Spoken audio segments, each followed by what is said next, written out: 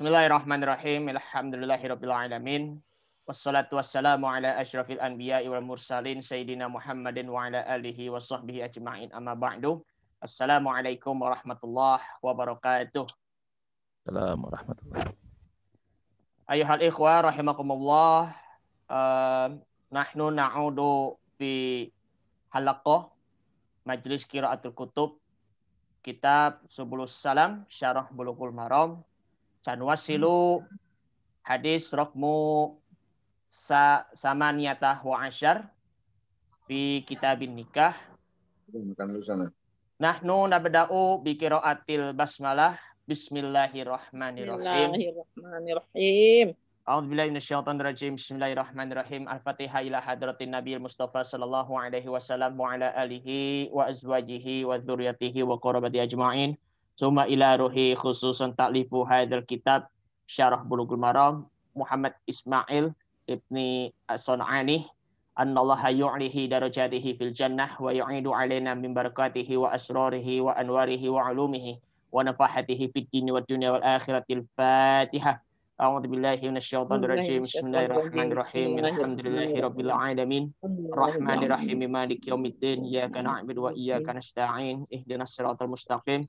Siratal ladzina an'amta 'alaihim ghairil maghdubi 'alaihim waladdallin. Amin. Rabbighfir lana wa liwalidina amin wa li jami'il muslimina amin.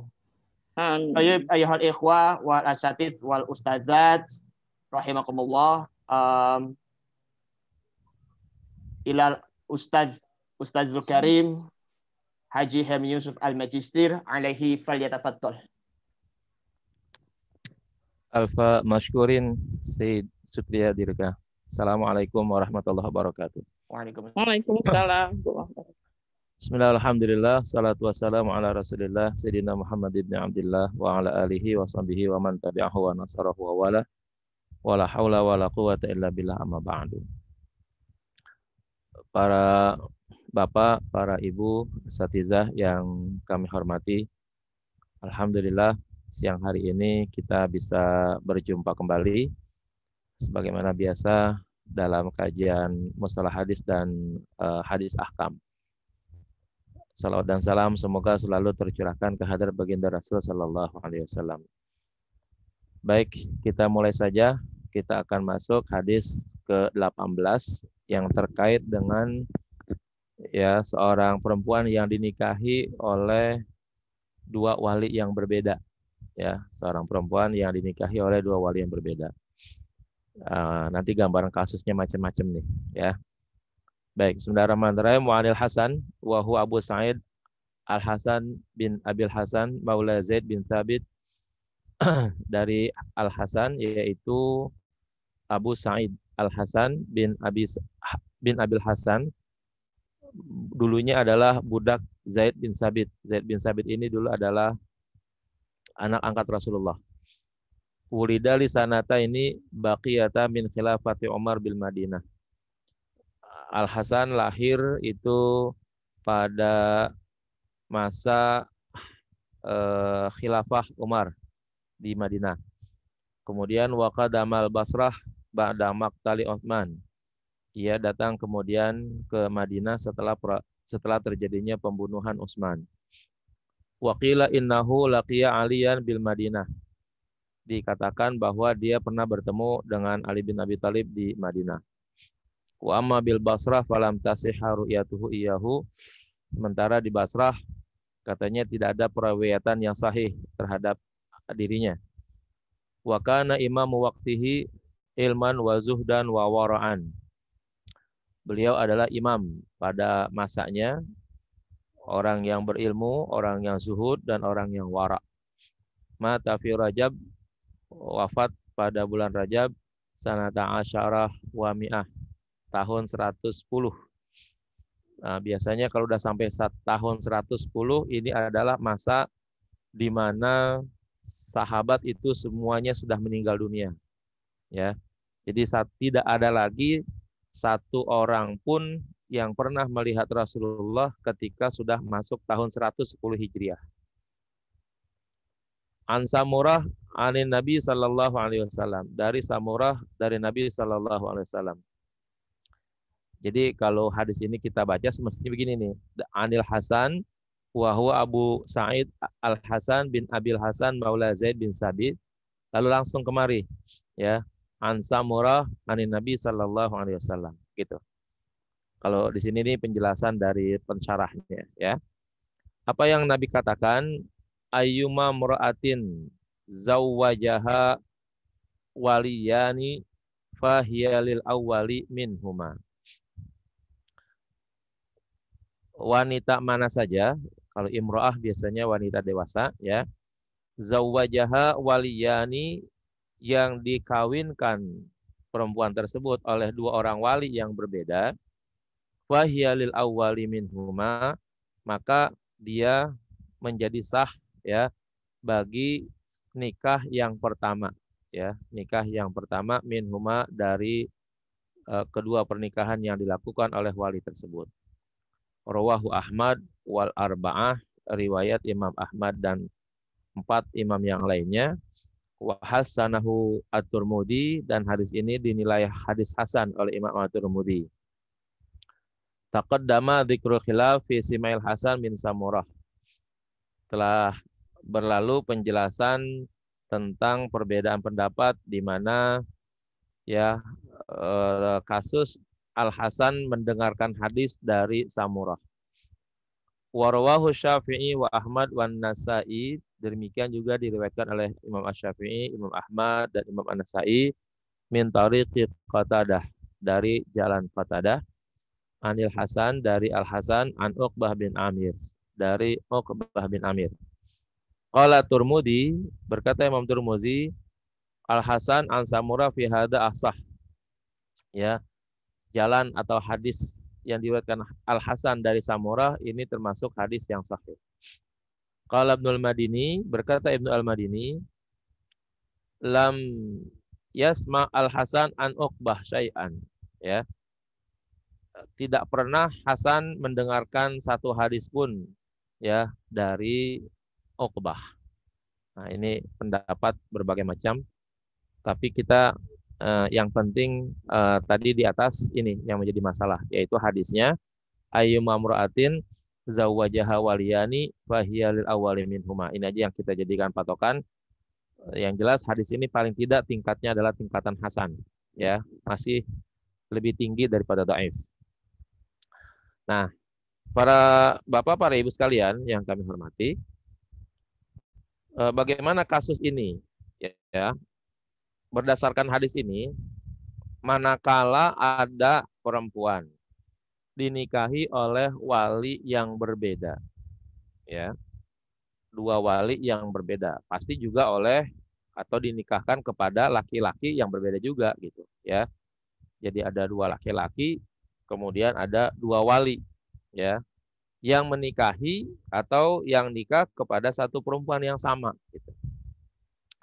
Maka dengan demikian pernikahan yang benar adalah pernikahan yang pertama. Ya. Pernikahan yang benar adalah pernikahan yang pertama. Nah, ini bagaimana kasusnya? Ya.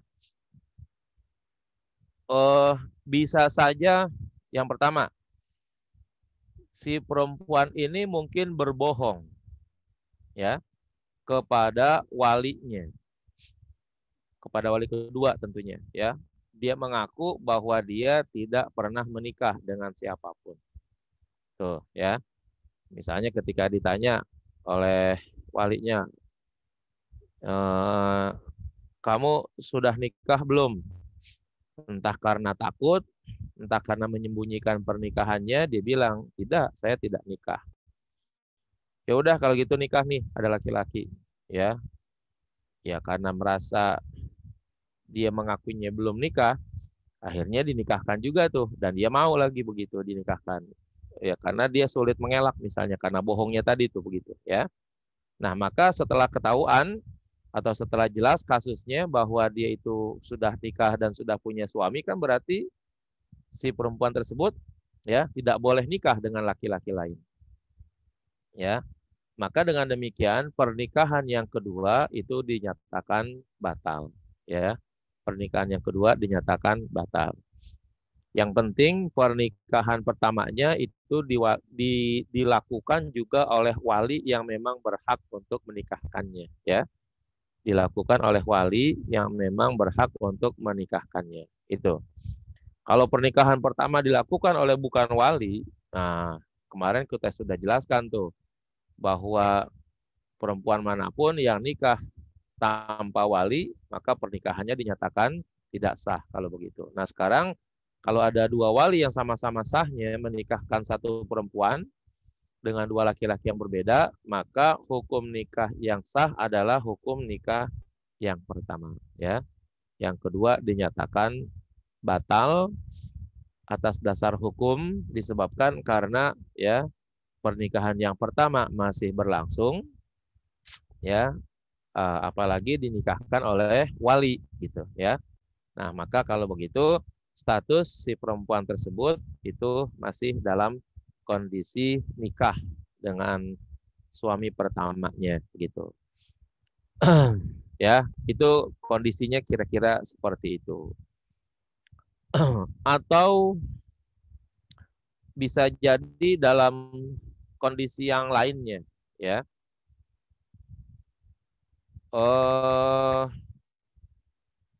Seorang wali perempuan, misalnya seorang wali perempuan, itu sudah melakukan transaksi atau perjanjian dengan seorang laki-laki bahwa dia akan menikahkan, ya, anak perempuannya atau orang perempuan yang memang menjadi tanggungan walinya, begitu. Kemudian akhirnya ya dinikahkanlah tuh si perempuan tadi. Kan sebenarnya kalau dalam hal pernikahan si perempuan tidak selalu harus hadir di majelis nikah, ya. Boleh-boleh saja si perempuan tidak hadir di majelis nikah. Nah, tiba-tiba akhirnya atas perjanjian yang sudah disepakati gitu misalnya wali ya menikahkan seorang perempuan tersebut ya atau perempuan yang memang menjadi hak walinya sama dirinya dengan laki-laki mungkin tanpa ya mengundang si perempuan tersebut. Ya, demikian boleh ya. Cuman kalau zaman sekarang kan nggak lucu kalau begitu ya. Udah bukan zamannya. Nah, akhirnya dinikahkanlah tanpa sepengetahuan perempuan tersebut. Maka dengan demikian ya, pernikahan yang dilakukan tersebut itu dinyatakan batal atas dasar hukum. Ya, karena si perempuan sudah melakukan proses pernikahan. Pada intinya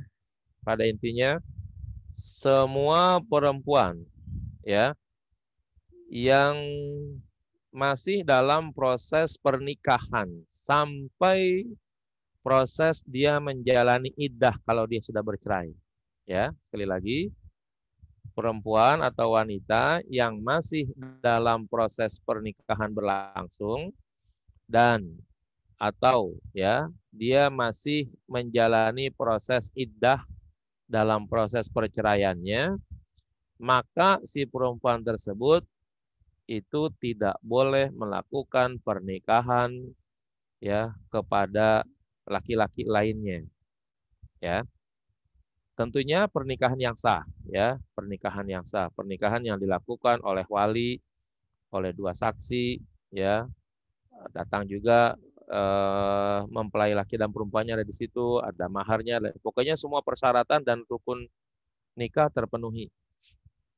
Kalau salah satu rukun nikah batal saja, ya, misalnya pernikahan tidak dilakukan oleh wali begitu, atau tidak sepengetahuan wali dan tidak mendapatkan izin dari wali yang memang berhak menjadi walinya, maka dinyatakanlah pernikahan tersebut sesungguhnya adalah batal. Nah ini kalau pernikahannya memang sah, dilakukan oleh wali, dihadapkan atau di hadapan dua orang saksi, ada mahar dan seterusnya, ya maka nikahnya adalah pernikahan yang sah. Nah di saat itu kemudian si perempuan ingin menikah lagi dengan laki-laki lain atau dinikahkan oleh wali dengan berbagai macam cara, maka pernikahan yang keduanya itu adalah batal. Sampai kapan? Ya, sampai si perempuan tersebut betul-betul ya dinyatakan tidak ada ikatan pernikahan dengan laki-laki manapun.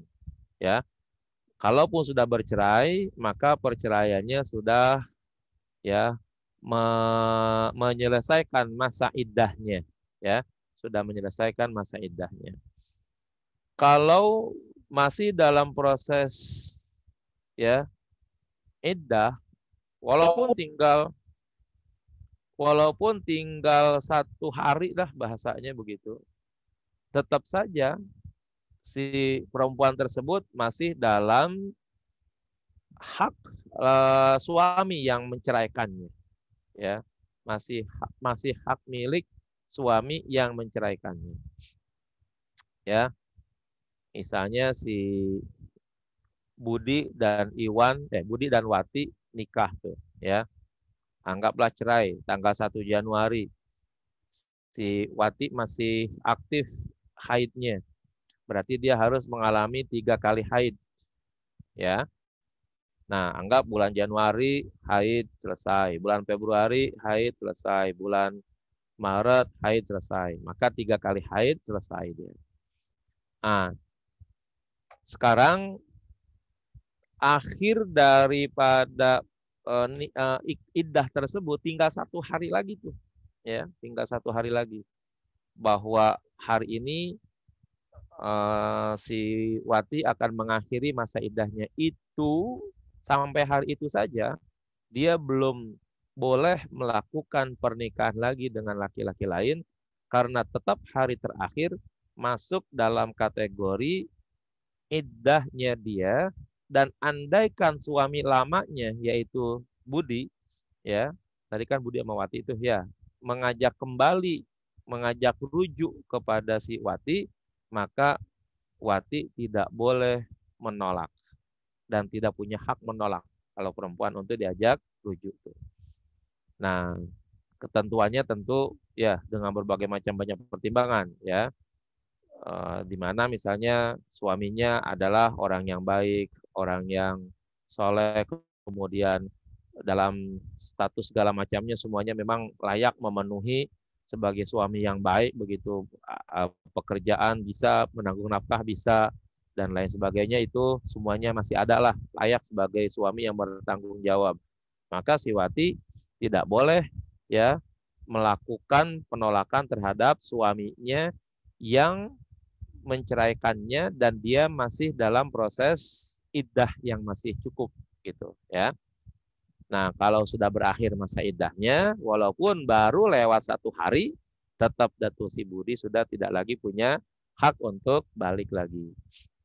Andaikan nih hari ini adalah hari terakhir si Wati menjalani iddah, ya. Sekarang tanggal 9 misalnya. Ini hari terakhir nih. Ternyata si Budi belum juga menghubungi Wati untuk balik gitu. Entah melalui handphone, melalui WA, melalui surat dan lain sebagainya, dia tidak pernah menghubunginya. Ternyata besok tanggal 10 di mana iddahnya sudah selesai, baru dia mau balik, mau rujuk, ya. Nah, maka kalau udah lewat masa iddahnya dan hak rujuk si Budi sudah habis, si Wati boleh punya hak untuk menolak balik, ya, karena sudah masa iddah yang sudah selesai. Kalau seandainya masih mau, ya, ternyata diajakin balik lagi tuh si Wati mau, maka itu pun harus melaksanakan nikah yang baru lagi. Karena seolah-olah sekarang antara Budi dan Wati sudah lagi tidak ada hubungan sama sekali, ya. Kalau seandainya dia masih masa iddah tuh, walaupun tinggal 1 hari, itu dianggap ya masih ada hak bagi suami untuk kembali atau rujuk kepada istri yang diceraikannya selagi masa iddahnya. Baik. Kita lanjutkan dulu. Wa kanal aqdu mutaratiban. Ya, mana dia itu?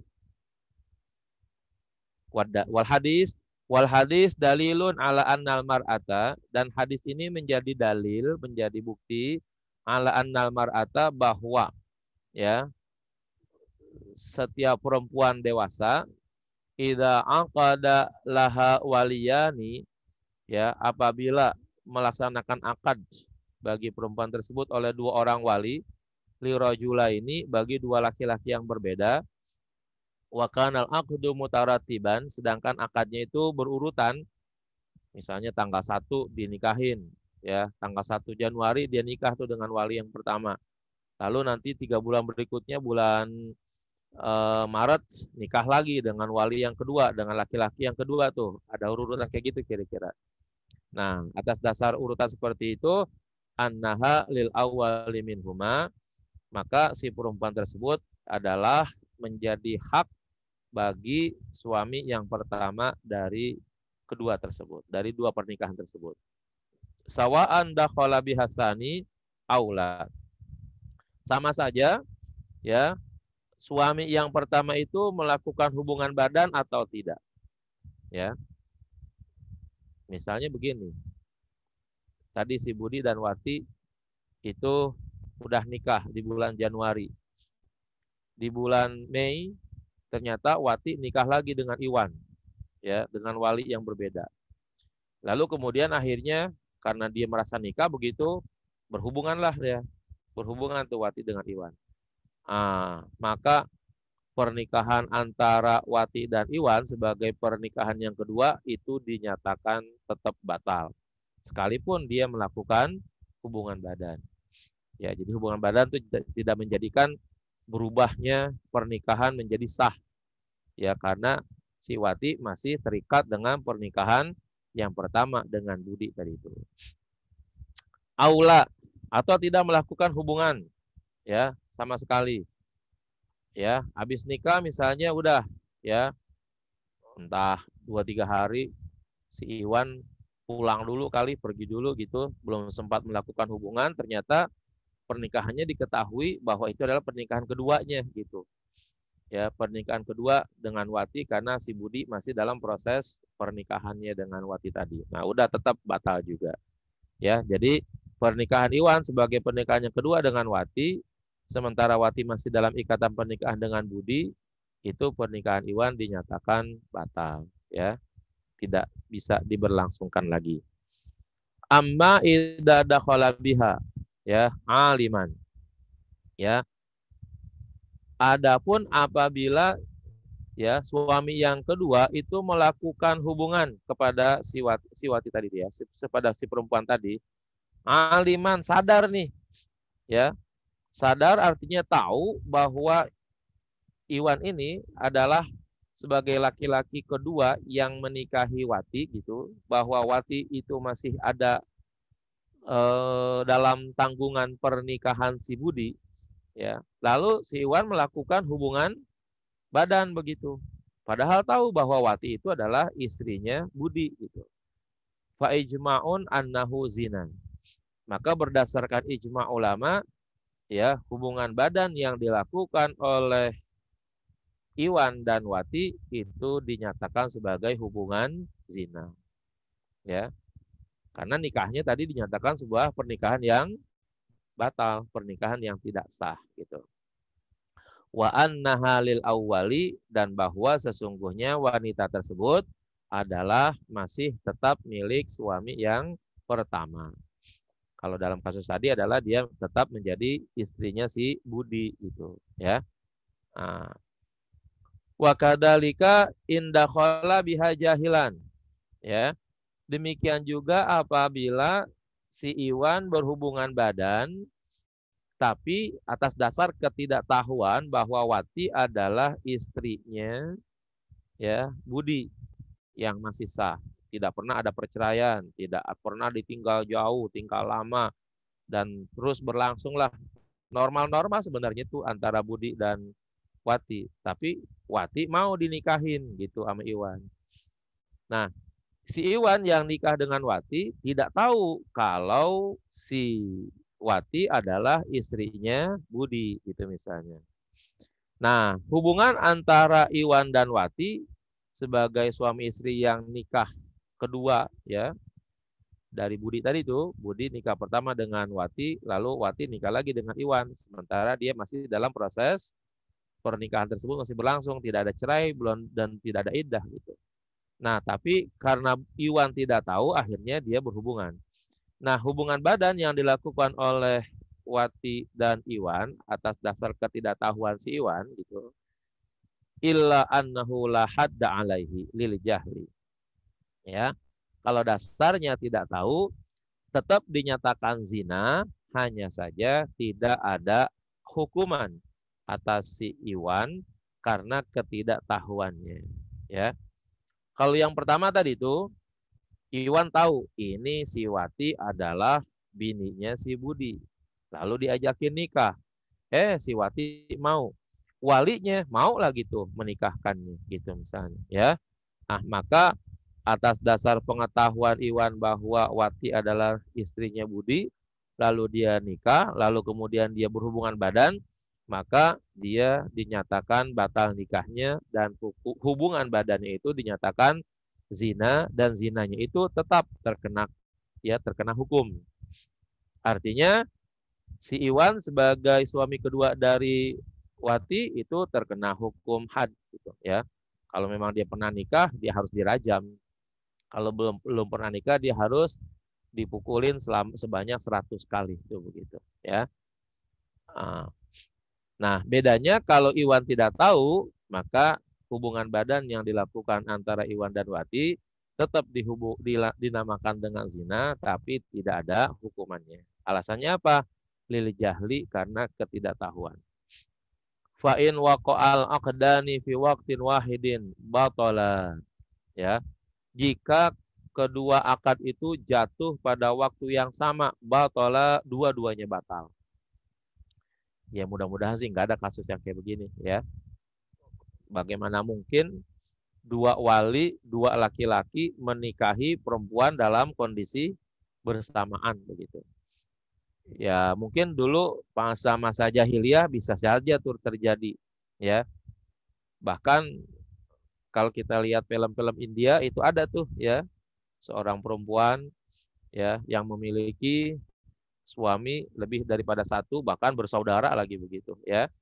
Nah, dikawinin, dinikahin oleh beberapa orang laki-laki yang masih punya hubungan persaudaraan begitu. Saya lupa tuh Masya film Allah. apa tuh pada waktu itu. Ya pernah Mahabharata, kejadian. Pak.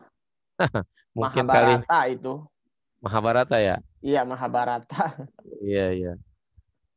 Ya pernah apa namanya sekilas gitu, pernah sambilan nonton, saya lihat ini ada dua orang laki-laki punya istri yang sama begitu ya. Ya. Nah, kalau itu tuh jelas batal tuh ya. Dan dua-duanya yang batal, bukan satu, enggak ada yang duluan yang batal kalau pernikahannya itu dilaksanakan secara bersamaan bareng-bareng begitu.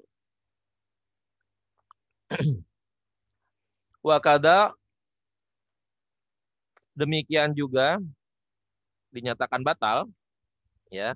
Demikian juga dinyatakan batal idza ulima ya, apabila diketahui sumal tabasa kemudian menjadi kebingungan gitu ya, mana yang dulu mana yang pertama gitu ya, mana yang duluan antara tadi itu misalnya kalau saya contohkan Budi dan Iwan, nggak ketahuan deh tuh mana Budi mana Iwan, apakah Budi yang pertama atau Iwan yang pertama begitu, atau sebaliknya ya. Fa innahuma yabtulani, maka dua-duanya batal juga ya. Jadi kalau dua-duanya bareng batal, tidak diketahui mana yang pertama dan mana yang kedua juga batal juga ya. Nah, illa annaha idza aqarratiz zaujah ya. Hanya saja apabila si perempuan tersebut ya mengakui ya keistriannya, au dakhala biha ahadu zaujaini biridhaha, atau berhubungan dengan salah satu daripada dua suami dengan rasa senang dari sang istri, fa inna dzalika yuqarrirul aqda alladzi aqarrat bisabqihi.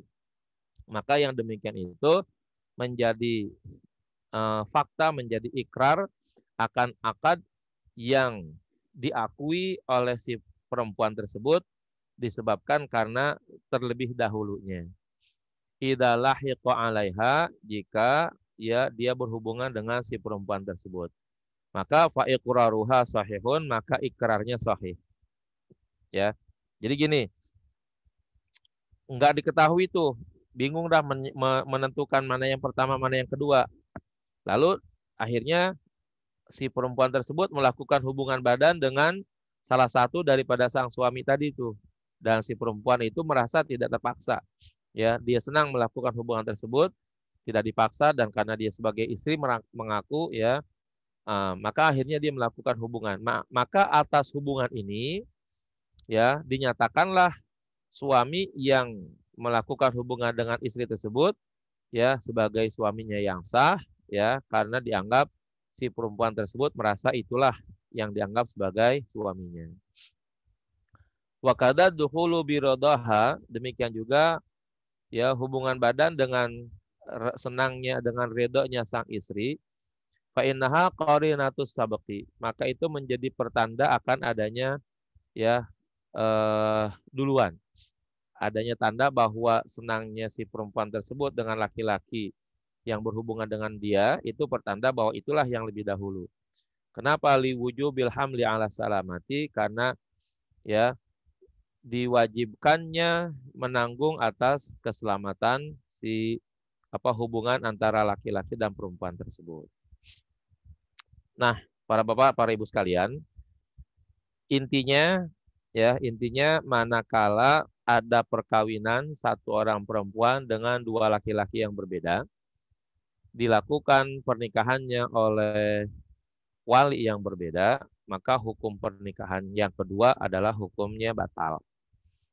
Dari sini, para bapak dan ibu sekalian, mungkin kita masih punya keluarga, ya, baik anak perempuan ataupun mungkin famili kita yang sudah pernah nikah, janda misalnya, ya, tiba-tiba secara berbarengan ada dua laki-laki yang mau menikahinya. Nah, maka siapapun yang menjadi wali itu harus bermusyawarah secara tegas ya, bahwa orang yang paling berhak menjadi wali itu adalah orang yang paling dekat dengan perempuan tersebut.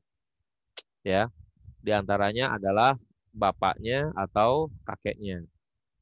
Nah, para alim ulama juga masih mengedepankan masalah ini, di antaranya adalah kalau perkawinan pertama ya itu dilakukan oleh wali ab'ad gitu. Wali ab'ad itu wali yang jauh katanya.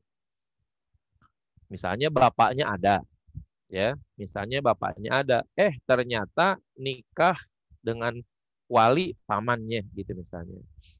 Nikah dengan wali adik kandungnya, padahal bapaknya ada tuh. Jadi akhirnya nikah pertama dilakukan oleh wali jauh, ya, misalnya paman, ya.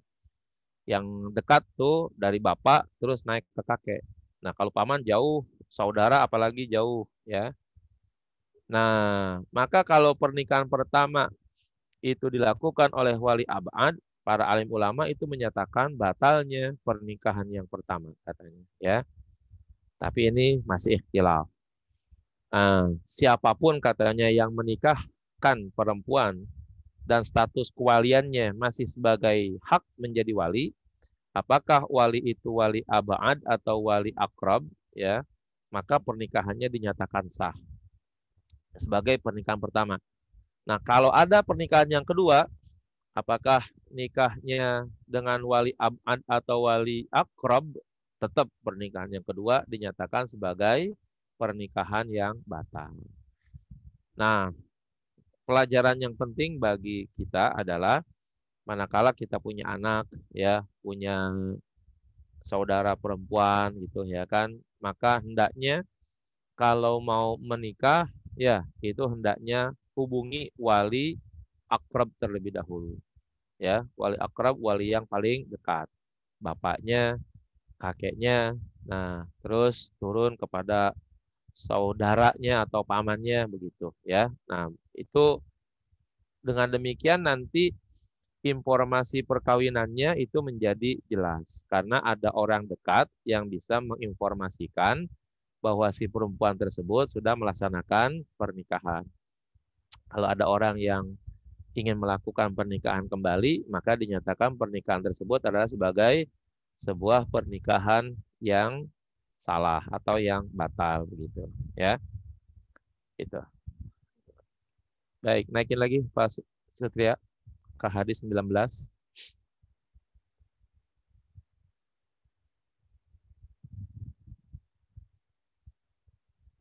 Ya. An Jabir radhiyallahu anhu qala, dari Jabir radhiyallahu an berkata,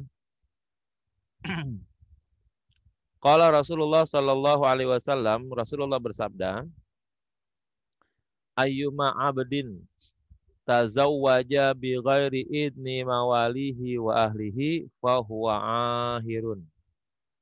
Ya. Ini hati-hati nih, ya. Ayyuma abdin, laki-laki mana saja atau hamba yang mana saja. Pokoknya laki-laki.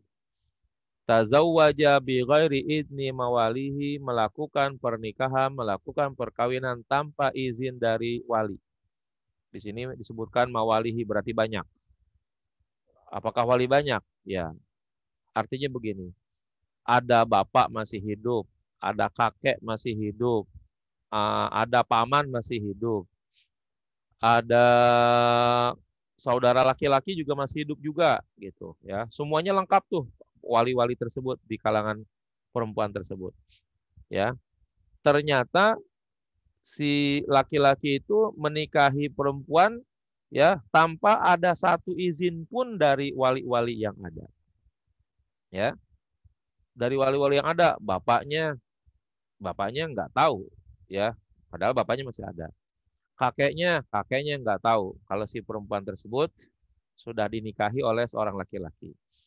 Saudara kandungnya, yang kecil, yang besar, tidak ada satupun yang tahu. Paman-pamannya, ya, sebagai wali abad juga tidak mengetahui pernikahan tersebut. Ya, terus bukan wali saja, wa ahlahu, ya, biidni ahlihi wa ahlihi, dan juga keluarganya. Berarti keluarga yang bukan wali. Ya, keluarga yang bukan wali. Ya kan banyak ya, keluarga yang bukan wali kan ada ya. Nah, maka pernikahannya sedemikian itu fahuwa ahirun aizanin. Maka orang tersebut adalah melakukan perzinahan. Ya. Apabila dia melakukan hubungan badan antara laki dan perempuan yang nikah tapi tanpa seizin wali-wali yang ada, tanpa seizin keluarga yang ada, tanpa sepengetahuan itu, artinya si laki-laki tersebut mungkin mencari wali dari orang lain, yang penting dianggapnya bisa menikahkannya begitu. Dan si perempuan juga begitu juga, mencari wali daripada bukan keluarganya, bukan walinya, maka pernikahan yang tersebut adalah dianggap sebagai ahir ya, atau zanin, yaitu pernikahan yang batal dan hubungannya adalah dianggap sebagai perzinahan. Mungkin kalau kita ceritakan perkawinan yang seperti ini, kawin mut'ah yang dilakukan oleh banyak orang, ya tentu orang Arab nih wah, di kawasan Cisarua sana tuh, kawin mut'ah yang sekarang tuh, itu ini polanya seperti ini nih, ya, pola perkawinannya. Jadi di sana ada perempuan ya yang mungkin nggak punya suami begitu, janda-janda begitu. Kemudian ia ya menyewa orang, belum tentu ustadz sih, apa aja lah pokoknya. Dan si ustadz atau si ini adalah orang laki-laki yang kemudian mencarikan laki-laki itu. Jadi ada petugas lah bahasanya begitu, yang menjadi amil kalau kita bilang, menjadi penghulu begitu, itu yang mencarikan laki-laki. Dan amil ini atau orang ini bertugas nanti sebagai walinya begitu. Ya. Nah, nanti sudah ketemu laki-lakinya, udah deh ya. Dia tuh yang bertindak sebagai wali. Ya, anggapannya bahwa yang dinikahin itu adalah janda. Jadi janda itu berhak untuk kawin dengan siapa saja, dengan wali siapa saja. Ya, Masya Allah. Ini banyak terjadi di kawasan Puncak sekarang ini tuh dengan yang kalau kita bilang adalah sebagai kawin kontrak. ya, kawin kontrak. Saya mengetahui ini karena memang di kampus saya memerintahkan salah satu dari siswa saya itu untuk melakukan penelitian kawin kontrak di kawasan Cisarua itu, ya, sebagai salah satu skripsinya. Dan itu memang pola perkawinannya itu seperti itu, ya. Mereka nikah dengan baik dengan laki-laki orang Indonesia ataupun laki-laki Arab, yang banyak Arab ya di sana tuh yang datang ke sana, terutama pada musim-musim haji. Nah, itu mereka melakukan pernikahan ya untuk sekian waktu, ya, waktu tertentu yang disebut dengan nikah mut'ah atau kita bilang dengan nikah kontrak. Si perempuan tersebut kalau diteliti-teliti dengan hubungan penghulunya bukanlah keluarga, ya, bukan keluarga. Dan penghulu itu hanya sekedar bahasanya penghubung saja, kalau kita bahasa kasarkan hanya sebagai comblang lah begitu, ya. Tetapi si comblang inilah yang kemudian akhirnya menjadi atau bertindak sebagai wali. Ya, nikahlah dengan mas kawin misalnya 1 juta rupiah, ya, untuk pernikahan selama 10 hari. Ya, nanti udah 10 hari, udah pisah aja tanpa ada waris, tanpa ada masa iddah, ya, udah bercerai begitu saja. Si perempuan yang hari ini misalnya setelah 10 hari nikah, ya, lalu kemudian ingin nikah lagi dengan laki-laki yang udah dicariin lagi sama jomblangnya gitu, sama comblangnya, bisa tuh nikah lagi, ya, tanpa memperhatikan apakah di dalam rahimnya ada kandungan atau tidak gitu, ya. Nah, yang demikian ini sekalipun bahasanya mungkin dalam proses perkawinannya ada ijab qabul, ya, mungkin ngucap istighfar, mungkin ngucapin syahadat kali begitu, tapi karena perkawinannya bukan melalui proses wali dan keluarga yang memberikan izin terhadap pernikahan tersebut, maka pernikahan tersebut masuk dalam kategori perbuatan zina, ya.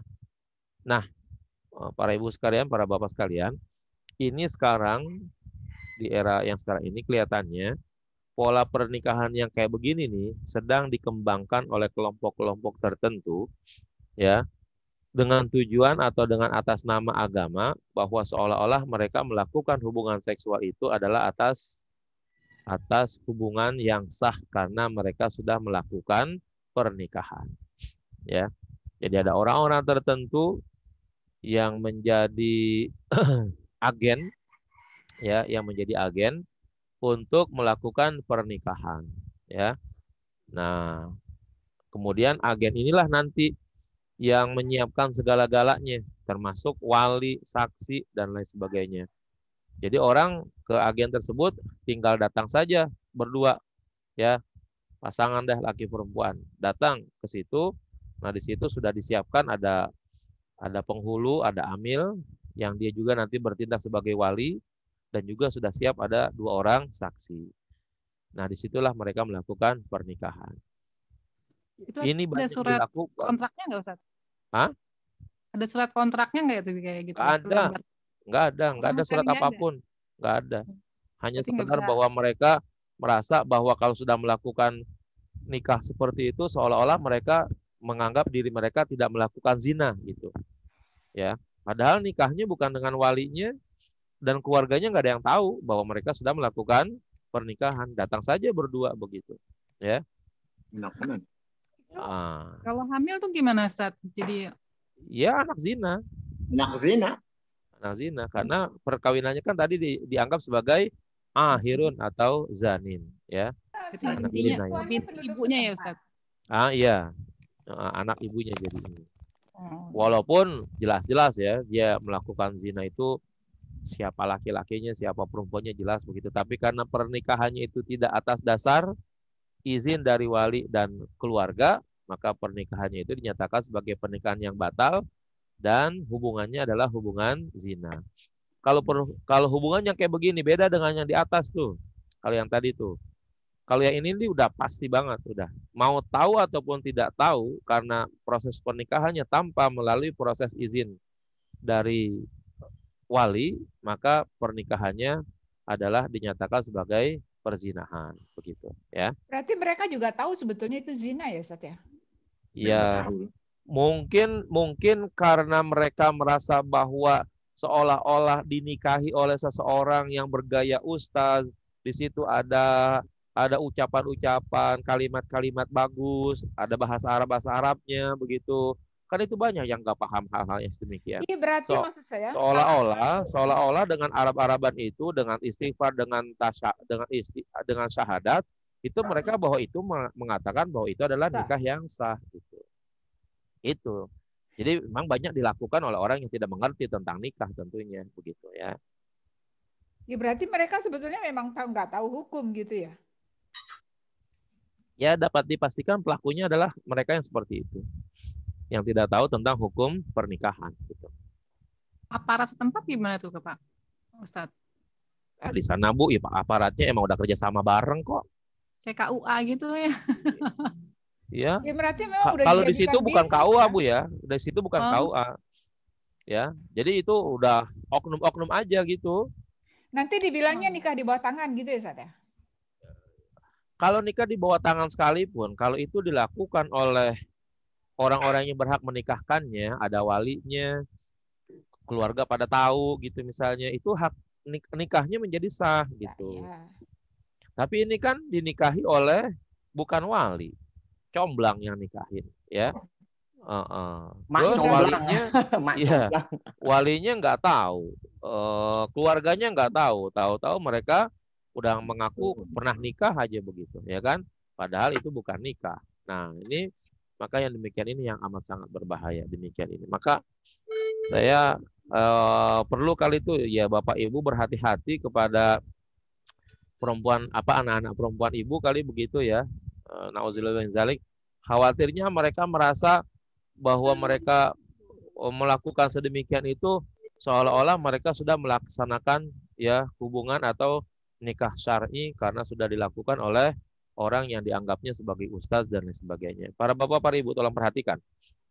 Di kelompok tertentu itu nanti ada orang yang gabung bersama-sama belajar agama dan gurunya itu merasa dirinya dan mengaku sebagai mursyid. Tolong diperhatikan ini. Mereka itu harus tunduk sepatuh-patuhnya kepada sang mursyid tersebut. Ya. Nah, sang mursyid itu mengaku berdasarkan ajaran dia, yang pertama punya hak menikahkan muridnya. Ya. Yang kedua, punya hak nikah lebih dari sekali atau lebih daripada 4 kali sebagaimana yang dilakukan oleh Rasulullah. Itu pengakuannya kayak begitu tuh. Ya.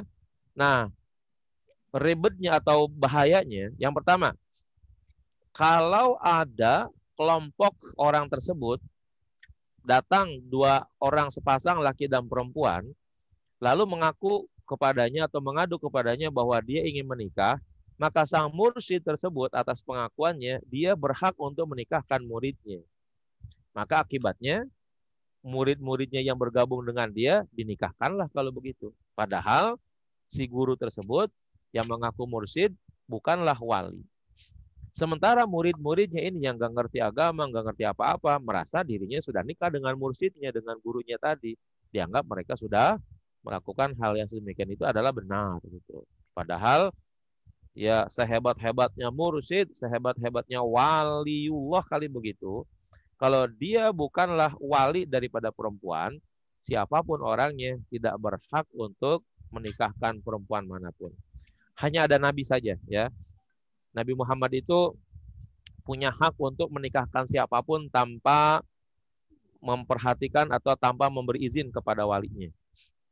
Jadi kalau ada Nabi, tapi saya nggak pernah ya, kayaknya nggak pernah tahu lah begitu, nggak pernah lihat. Nabi misalnya ada orang perempuan nih, datang tuh laki-laki, ya, udah kalau gitu kamu nikah, selesai itu bagi Nabi begitu boleh, ya. Tapi bagi lain-lain setelah Nabi udah nggak boleh. Apapun kedudukannya di dalam agama, sehebat apapun dia dalam agama, dia tidak boleh menikahkan perempuan manapun yang bukan menjadi hak walinya. Itu yang pertama tuh kasusnya. Yang kedua, yang berbahayanya, si mursyid itu mengaku bahwa dirinya punya hak menikah dengan perempuan sebagaimana haknya Rasulullah. Ya, dia mengaku dirinya boleh menikah lebih daripada 4 misalnya. Ya, karena dia dianggap sebagai mursyid yang kedudukannya sama dengan Rasulullah katanya. Maka akibatnya manakala si guru ini melihat murid-muridnya ada yang cantik, ada yang dia sukai begitu, itu gurunya langsung saja menikahinya tuh. Ya, tanpa harus berwali gitu. Ya, karena dia mengaku bahwa dirinya sebagai mursyid dan berhak menjadi wali dan berhak juga menikahi murid-muridnya tanpa harus melalui perizinan dari wali yang sebenarnya. Akhirnya ya udah si mursyid tersebut menikahi murid-muridnya yang mana saja yang ia mau, ya, murid-muridnya yang mana saja yang ia inginkan. Itu ada kelompok-kelompok yang seperti itu dan sangat berbahaya. Yang khawatir jangan-jangan ya salah satu atau siapalah dari keluarga kita ada di jaringan tersebut nih. Ini amat sangat berbahaya. Ya, di Indonesia Mereka udah banyak ya eksklusif kayak nggak, begitu Ustaz? modelnya. Ya udah ada yang Penampilannya kayak begitu. eksklusif nggak, Ustaz? Tidak, enggak biasa-biasa saja. Ya, cuman kadang-kadang memang tempat kumpulnya yang ya bahasanya mungkin kalau kita katakan ada tempat kumpul tertentu gitu, banyak yang tidak diketahui secara terbuka, ya, informasinya itu betul-betul tersembunyi bahasanya, ya. Saya nggak tahu kalau mereka kumpul ada di mana gitu, kapan dan bagaimana tuh dalam wiridnya, dalam pengajian-pengajiannya, tiba-tiba berpindah ke satu tempat ke tempat lain begitu, ya. Nah, biasanya dilaksanakannya di malam hari itu begitu, kumpul-kumpul. Ya datang Ustaz, 1, 2, 3, 4 begitu ya. itu kalau misalnya dia diceraikan gitu, apa ada kata saya ceraikan kau gitu atau gimana itu laki-laki itu? Nggak ada, Nah itu kan kan pernikahannya nggak sah. hanya tinggal gitu aja Ustaz. Jangan cewek. Ya udah, nggak perlu cerai juga udah, karena memang pernikahannya kan tidak sah. Ya, gitu. Tinggal gitu aja berarti ya. Ya maksudnya nggak sah kan menurut kita ya, Ustaz ya. Kalau menurut Ya. mereka itu? Menurut mereka sah. Tapi Ya, kan ajaran agama apa kalau begitu? maksudnya kan yang korban yang perempuan kan jadinya gitu. Ya, benar. Pastilah dalam hal yang seperti ini pasti korbannya adalah perempuan. Tapi permasalahannya kan korbannya juga mau masalahnya. Kan datangnya itu atas kesadaran si perempuan tersebut. Ya. Dan juga atas kesadaran bahwa dirinya adalah sebagai anak murid daripada si mursyid tersebut. Itu yang susahnya. Mereka udah dicuci otaknya itu untuk taat 100% bahasanya tanpa ada harus penolakan. Kalau udah masuk ke jaringan tersebut dulu begitu. ya, jadi Betul, iya. jalan gitu ya. Betul, udah dicuci otaknya begitu. Mereka itu mau melakukan apa saja demi organisasinya, bahkan demi mursyidnya. Ya, baik yang laki maupun yang perempuan. Maaf, Ustaz. Itu terjadi di daerah mana ya? Di Jakarta ini di mana gitu, Ustaz? Di pengajian. Mereka nggak punya ini, Bu, nggak punya alamat khusus begitu. Jaringannya mereka luas. Tertutup ya jaringan. Ya tertutup dan berpindah. Ya, apa ada nama majelis zikirnya? Mereka apa? Nggak punya nama-nama seperti itu. Organisasi juga mereka memang sengaja membuat tanpa nama dan hanya nama yang dikenal oleh kelompok mereka saja. Terus ciri-cirinya, Sam? Ya, hampir sulit, Bu, kita menemukan ciri-ciri yang kayak begitu. Hampir tidak kita ketahui. Mungkin untuk sementara gaya-gayanya dulu banyak menggunakan nama NII, ya, Negara Islam Indonesia. Tapi sekarang sudah ditiru, sudah dipalsukan gitu NII tersebut. Kalau dulu kan NII itu kan dalam rangka bahasanya memberontak lah ya. Kalau sekarang tuh menjadi kelompok-kelompok ya pengajian, kelompok-kelompok apa begitu. Itu, Ustaz, bukan? Yang Islam Jamaah itu. Islam Jamaah ada baiknya ya. Islam Jamaah banyak baiknya dan itu memang sekarang sudah melalui perombakan-perombakan mereka sudah harus menggunakan syariah yang benar tuh Islam Jamaah. Apalagi yang kita kenal dengan Islam Khuruj gitu misalnya. Itu benar mereka, hanya mungkin ya ada sikap eksklusifnya lah, misalnya mereka melakukan dakwah 3 hari, 7 hari di satu tempat sampai 40 hari itu begitu. Mereka itu menyusupnya ke mana, Ustaz? Ke instansi mana gitu? Apa ke kampus-kampus atau ke tidak ada kejelasan seperti itu karena mereka punya jaringan yang kuat, jaringan bawah tanah dan bahasanya orang selain kelompok mereka itu dianggap sebagai musyrik. Ya. Kan yang kayak yang jamaah itu kan model gitu, Ustaz. Enggak, Islam jamaah enggak begitu sekarang. Mereka tetap LDI bukan Ya, juga ya, ya Ustaz? LDI itu. enggak. LDI juga enggak begitu. Enggak terlalu begitu, enggak terlalu eksklusif Baik. kalau LDI. Ya. Kalau yang Wahabi itu, Ustaz? Oh, jauh lagi. Wahabi mah masih bener lah kalau Wahabi sih. Oh. Ya. Wahabi masih menggunakan syariah yang benar itu karena dia betul-betul mempertahankan sunnah Rasul. Ya, tapi kan maksudnya dia apa ngikut imamnya gitu ya, enggak? Ya Mursyid. pasti, emang yang jadi pusat pimpinan adalah imamnya gitu. Jadi imam itu memang mereka dijadikan sebagai pusat banget begitu. Apa kata imam, sami'na wa ata'na. Itu memang udah menjadi ajaran mereka tuh begitu. Jadi kalau kata imam bahwa orang di kelompok kita itulah yang mukmin, ya. Orang di luar kelompok kita adalah musyrik. Nah, maka kalian kata mereka nih, kata imamnya, kalian tidak boleh nikah dengan orang musyrik, berarti tidak boleh nikah dengan selain kelompok mereka. Terus orang Islam musyrik, jamaah itu. Iya. orang musyrik boleh diambil hartanya, ya. Ya, Islam Orang jamaah musyrik persis. boleh diambil hartanya, gitu. Ya gaya-gayanya mungkin sama seperti itu, tetapi Islam jamaah tidak sekasar itulah. Mereka masih mempergunakan Al-Quran dan Sunnah sebagai jalan hidup mereka. Misalnya dalam hal mencuri nggak bakalan tuh Islam seperti itu mencuri, nggak ada. Ya. Ya. Islam jamaah tuh nggak ada yang mencuri. Tapi kalau Islam ini nih, mereka menganggap itu orang di luar kelompok mereka musyrik. Orang musyrik hartanya boleh diambil. Harta mereka halal diambil. Nah itu yang paling jahatnya tuh mereka di situ. Nah itu mereka itu dalam hal mencuri dan itu punya trik-trik tertentu begitu ya, punya trik-trik tertentu begitu. Saya pernah menyelesaikan kasus seperti ini pernah sekali begitu ya. Jadi ada orang perempuan ini dalam hal bagaimana kelompok ini mencuri nih ya. Ada orang perempuan itu baru berteman begitu, baru berteman dengan kelompok ini begitu. Nah, si perempuan ini punya laptop, ya, punya laptop. Nah, akhirnya laptop ini dipinjam. Itu caranya begitu, ya. Nah, ketika dipinjam,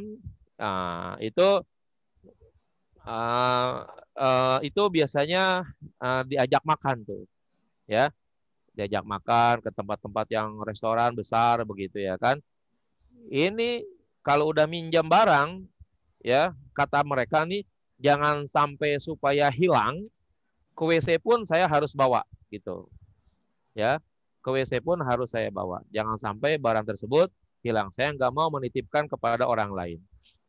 Tetapi sayangnya mereka juga punya kelompok yang sudah mereka buat begitu. Bahwa ketika mereka sedang mengincar seseorang di satu tempat tertentu, di situ udah ada lagi kelompok yang lain. Nah, anggaplah misalnya ketika mereka lagi makan terus pura-pura tuh pengen ke WC begitu, ya. Nah, dibawa tuh laptopnya ke WC. Lalu ada orang lain yang sudah menunggu di sekitar WC tersebut dari kelompok mereka juga gitu. Ya. Itu seperti itu. Nah, lalu akhirnya kelompok yang lain ya yang mengambil laptop tersebut. Nah, yang bawa laptop dari WC keluar pura-pura kehilangan, gitu. Ya, pura-pura kehilangan. Wah, di mana ya? Kok laptop nggak ada? Padahal sebenarnya dia sudah menyerahkan kepada temannya yang lain yang memang sudah menunggu di kawasan tersebut. Mereka udah punya identitas tersendiri, walaupun sama-sama tidak kenal, mereka tahu ciri-ciri teman mereka yang ada di situ, begitu. Ya, itu seperti itu. Akhirnya ya hilang sudah begitu. Ya. Itu ada pertanyaan dari Ustazah Emma Khairunisa nih tadi sempat raise hand. Baik. Bilangnya kelompok yang Ustadz sebut itu diantaranya juga dari golongan Syiah, tapi mereka kadang tidak menyebutkan bahwa mereka Syiah. Allahu a'lam. Itu maksudnya bagaimana itu? Ya, tapi saya tidak menyatakan itu Syiah. Ya, saya tidak menyatakan itu Syiah dan bukan Syiah. Ya, karena itu adanya di Indonesia. Gerakannya udah banyak di Indonesia. Yang saya khawatirkan hanya gini aja. Mereka punya sistem perkawinan di mana mereka menghalalkan dengan cara perkawinan yang mereka bikin begitu. Di mana seorang mursyid itu boleh menikahkan kelompok mereka. Itu satu. Itu kan berarti pernikahan yang haram kalau begitu, ya. Yang kedua, si mursyid boleh menikahi perempuan mana saja dari kelompok mereka, berapa orang saja dari perempuan tersebut yang mursyid itu sukai. Ini yang berbahayanya itu seperti itu, ya. Mereka atas dasar mengaku bahwa dirinya adalah sebagai seorang mursyid, lalu mereka berkata bahwa saya adalah mursyid, saya berhak untuk menikahi kamu. Nah, ini perempuan manapun kalau udah dibilang kayak gitu oleh mursyidnya, nggak boleh menolak, ya. Itu seperti itu. Ini yang paling berbahaya itu seperti itu, ya. Sehingga mohon mungkin bapak ibu yang punya anak, terutama yang perempuan kali begitu ya, laki-laki juga sama sebenarnya. Itu tolong ya diperhatikan. Jangan sampai ya itu terjadi pada anak kita, lalu mereka sudah menyatakan nikah baik dengan kawannya yang segrup dengan itu atau dengan mursyidnya yang mengaku boleh nikah lebih daripada 4 orang. Itu begitu. Apa dengan swinger juga, Ustadz? Hah? Swinger. Enggak, bukan. Swinger, saya enggak pernah malah nama swinger. Itu loh, Ustadz, ganti pasangan gitu loh, Ustadz. Jadi pasangan satu dengan pasangan. Iya, kalau itu sih enggak ada ganti pasangan, ya. Kalau ganti pasangan itu mungkin kelompok-kelompok tertentu yang mungkin dan itu udah di luar Islam ya, begitu saya kira. Baik, kita teruskan dulu sebentar. Udah habis ya? Belum. Apa nih? Masih ada sih. Berapa ini lagi nih? Ini udah jam 2 nih. Ya, udah jam 2 sekarang. Ya. Ya. Baik. Masih lanjut baca hadisnya atau bagaimana, Ustadz? Enggak, pertanyaan aja kalau udah, nanti kita ulang lagi nih hadisnya. Baiklah. Iya, mau nanya dong, Ustadz. Silakan. Oh, Ustazah Emma. Iya, mohon maaf ya Ustadz, nggak dibuka ininya karena lagi mendung banget. Ya, Biasanya hilang-hilang ntar sinyalnya. Ya. Assalamualaikum warahmatullahi wabarakatuh. Assalamualaikum warahmatullahi wabarakatuh. Ustadz, yang pertama tentang wali. Itu kan misalkan ya kondisi bapaknya ini pendengarannya berkurang.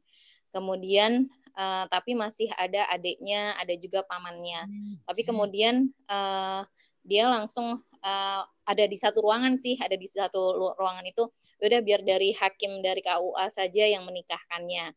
Itu seperti itu gimana Ustadz?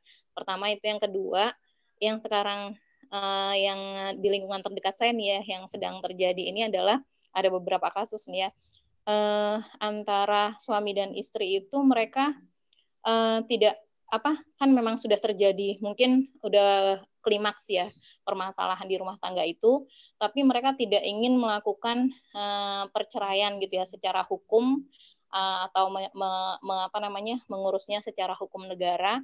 Dan mereka mengatakan, udah kita gini aja kondisinya, terserah kamu mau tinggal di mana, aku tinggal di mana, yang penting kita sama-sama tetap jalin hubungan, udah gitu aja gitu Ustadz. Tidak mengatakan bahwasanya mereka bercerai, tapi tetap mengatakan ini sebagai status suami istri gitu kan ya. Dan ada juga yang melakukan itu karena misalkan mereka khawatir dengan tunjangan PNS misalkan gitu kan ya. Ada yang seperti itu kondisinya Ustadz. Nah, hal-hal yang seperti ini menurut hukum Islam gimana Ustadz? Terima kasih Ustadz. Assalamualaikum warahmatullahi wabarakatuh.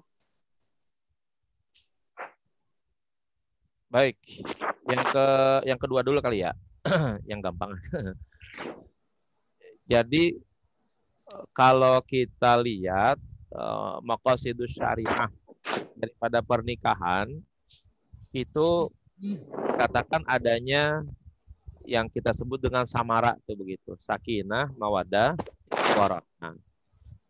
Kalau kasus yang Ibu sampaikan tadi kira-kira di mana tuh ya nilai sakinah mawaddah warahmahnya, ya si laki ke sana, si perempuan ke sana, ya andaikan sajalah kedua laki-laki ini betul-betul menjaga diri, ya tidak melakukan perzinahan gitu misalnya, baik yang laki maupun yang perempuan. Saya kira itu satu titik aman lah begitu.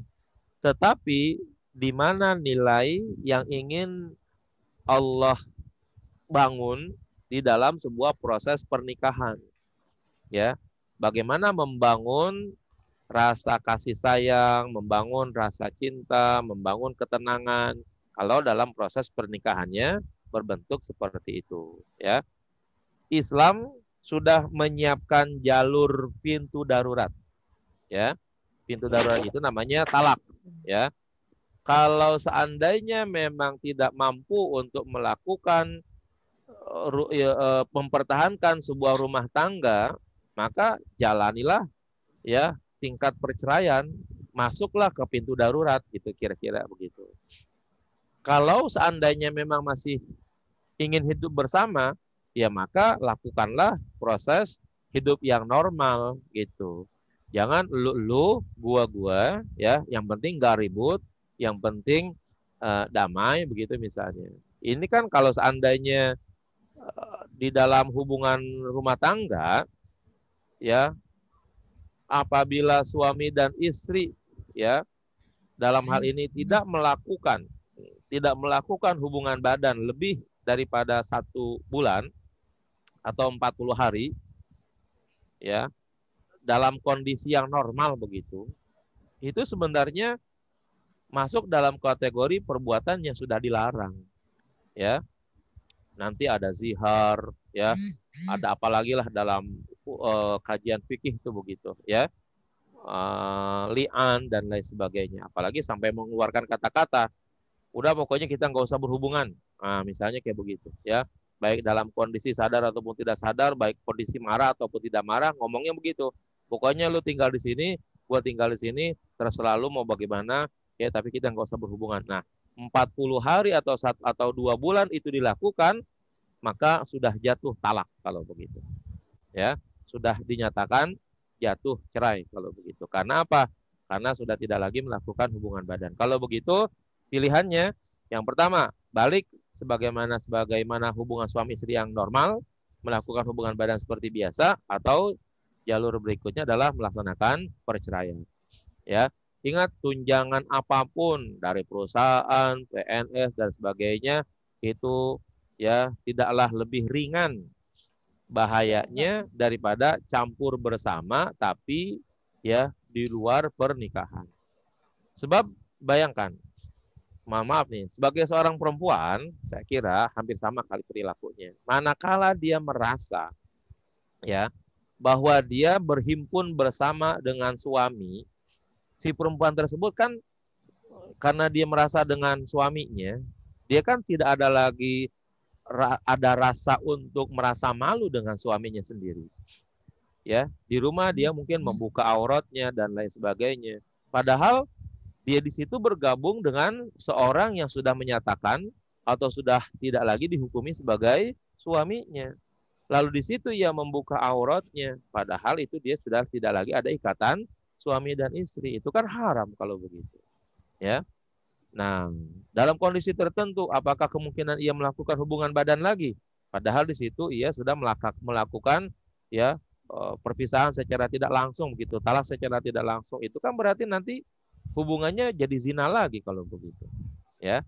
Nah, maka yang demikian ini ya tidak dibenarkan. Jadi harus dituntaskan.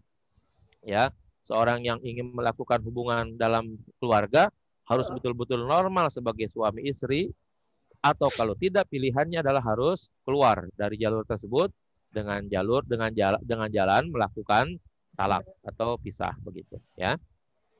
Itu Ustaz, kalau misalkan sudah sekian lama, itu kan kalau Ustaz tadi menyebutnya sampai sebulan atau 40 hari bahkan 2 bulan, ini udah sampai tahunan lah ya bilangannya itu terjadi. Apakah ketika mereka kembali lagi nanti itu harus melakukan nikah baru, akad baru, atau seperti apa Ustaz? Yang terbaik itu Bu, untuk lebih berhati-hati dan ya untuk keluar daripada khilaf, karena sangat memungkinkan lamanya berpisah dan lamanya tidak berhubungan itu dianggap oleh para alim ulama sebagai bentuk ketidakadaan nafkah dari sang suami. Ketika nafkah sudah tidak lagi diberikan oleh suami dalam hitungan 1 tahun paling tidak, maka sebenarnya itu sudah jatuh talak, baik nafkah batin maupun nafkah zahir. Nah, maka kalau udah hubungan itu berlangsung kolab, ya bahasa saya kolab kali begitu, udah 1 tahun lebih, maka seharusnya si suami dan istri itu harus nikah ulang kalau begitu.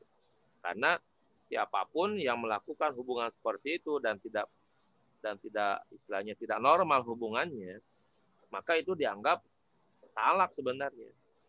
Coba kalau ibu baca taklik talak itu begitu ya, seorang suami yang meninggalkan atau mendiamkan istrinya tanpa memberikan nafkah zahir dan batin di atas 1 tahun, maka sebenarnya jatuh talak 1 kepadanya.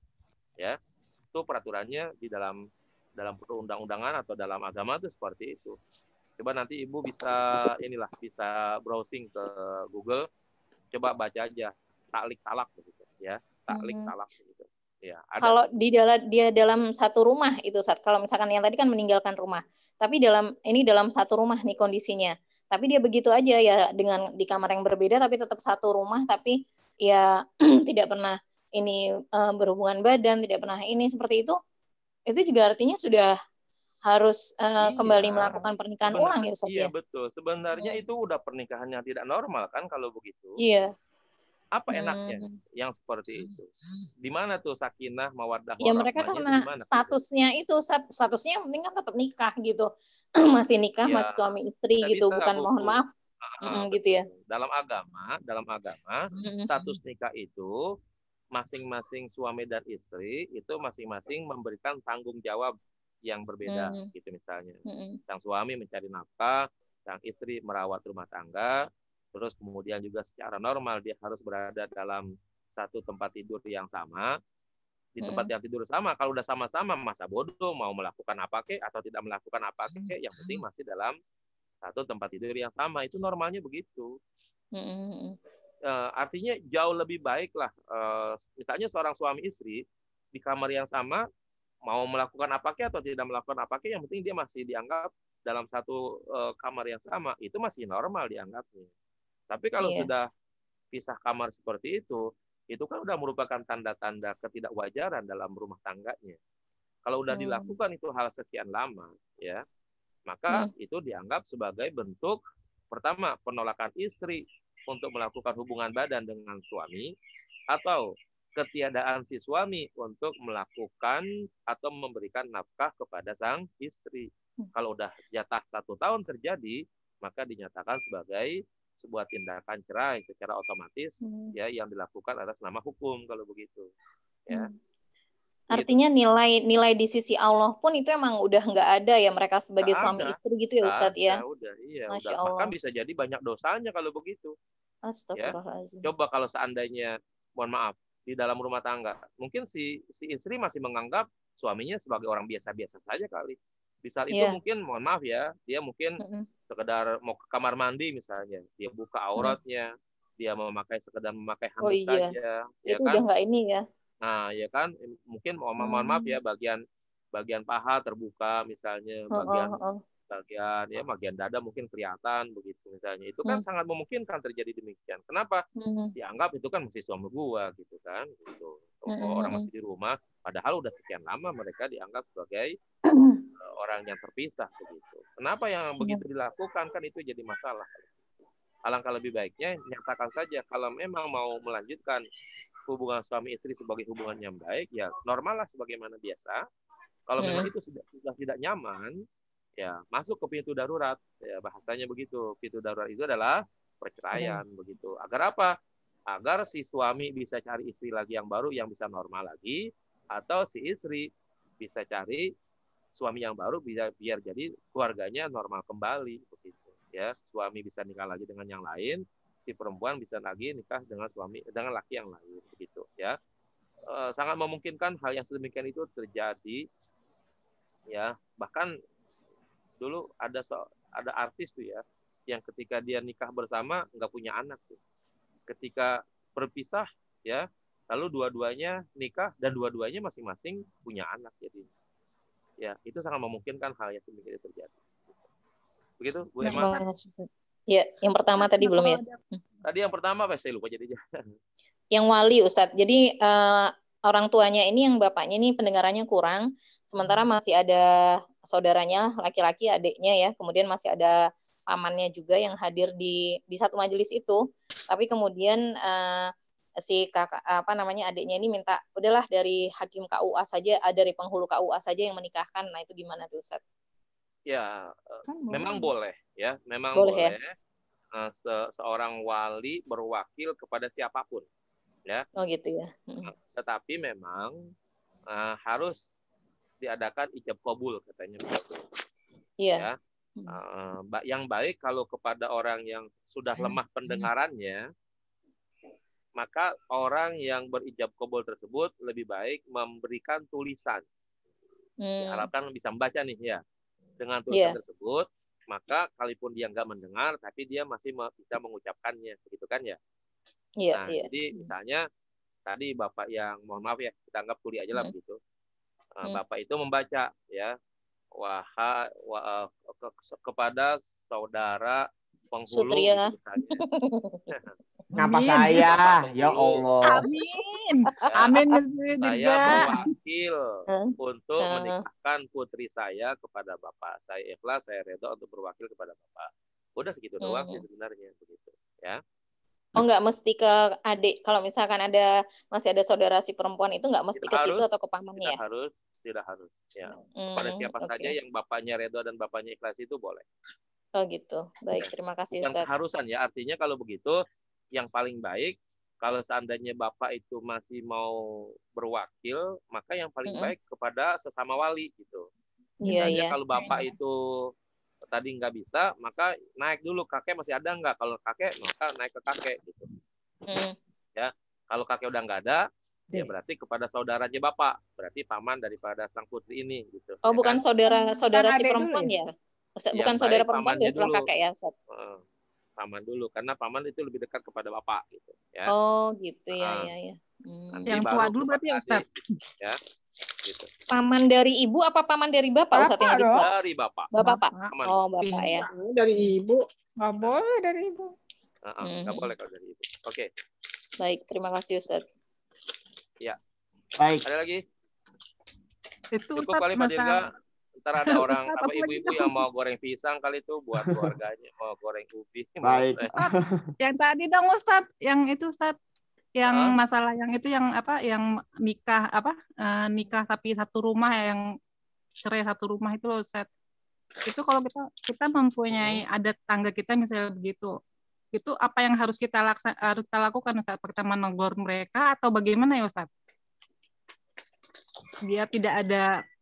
Iya, memang harus dikasih tahu bahwa cara seperti itu adalah cara yang tidak baik dan cara yang salah ya dalam ajaran agama. Karena kan kehidupan sedemikian Bu udah nggak normal lagi kan. Buat apa kalau begitu pernikahan tidak ada nilai rasa kasih sayang, tidak ada sakinah mawaddah warahmah, kan udah hilang kalau begitu jadinya. Maka jalan yang terbaik ya kalau mau benar-benar nih kembali lagi deh normal sebagaimana biasa ya kan. Atau pilihan yang paling buruk berikutnya adalah bercerai gitu. Iya. Nanti kalau dia bercerai kan udah bisa sama-sama pisah, lalu kemudian kan setelah itu bisa menikah lagi dengan pilihannya yang baru lagi. Biar kehidupannya normal kembali begitu. Kalau hidup rumah tangga tapi gitu. tidak ada nilai-nilai suami istrinya ya untuk apa kalau begitu? Ya, sang suami ngasih nafkah sementara tidak berbalas dari sang istri misalnya begitu. Sang istri juga hanya dapat nafkah hanya zahirnya saja, batinnya juga tidak dinafkahi kan begitu jadinya kan? Ya, maka yang demikian itu memang harus diakhiri gitu. Ya, harus diselesaikan.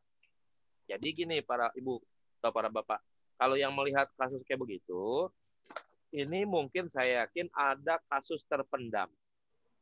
Ya, ada kasus terpendam. Sakit hati gitu. Sakit hati diantaranya. Kemudian diantaranya lagi mungkin dulu, mungkin aja nih kalau saya menduga sang suami pernah melakukan perselingkuhan begitu. Lalu kemudian akhirnya ketahuan oleh si istri. Ya. Nah, kemudian akhirnya si istri nggak rela dan sebagainya begitu, ya kan? Nah, seharusnya ini diselesaikan. Misalnya sang suami entah minta maaf atau bahasanya mungkin jelas-jelas bahwa dia ingin kembali atau enggak melakukan lagi hal yang sedemikian itu dan lain sebagainya. Itu caranya begitu. Jangan didiemin begitu saja, tidak ada penyelesaiannya begitu, ya.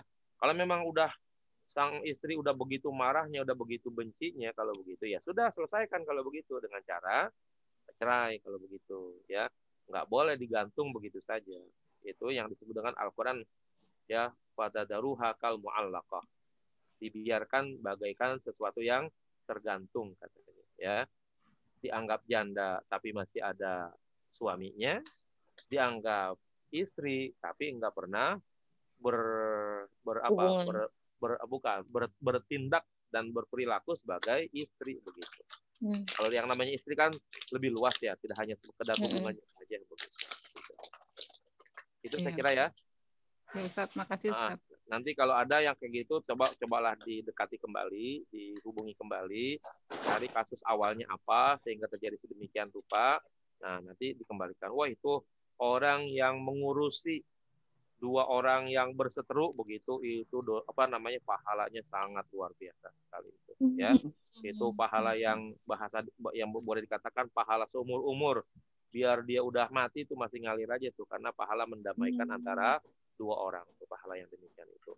Daripada sedekah ke masjid, mendingan damain 2 orang tuh yang begitu, pahalanya besar sekali ya. Ya Allah. Oh, yang lagi berantem tengah jalan juga tuh Ustaz, kalau kita pisahin sama pahalanya. Iya, sama. Bu Nena baru keluar, Bu Nena. Sama Bu Nena, kalau ada orang berantem, udah berantem tuh Ustaz, saya paling depan itu misahin. Masya Allah. Berdarah-darah gitu, kasihan gitu. Bagus. Bener banget Ustazah. Tapi dulu begitu caranya. Itu maling motor juga Ustaz tuh sampai mati gitu, sampai kita bilang sabar ini sampai kayak gini ya Allah. Iya, nggak boleh main hakim badan sendiri. Itu kasihan gitu. Iya betul. Jadi sejahat-jahatnya orang, ya sejahat-jahatnya orang, kalau kita perlakukan dengan kejahatan juga, kalau begitu mah sama jahatnya dong kalau gitu. Iya. Iya.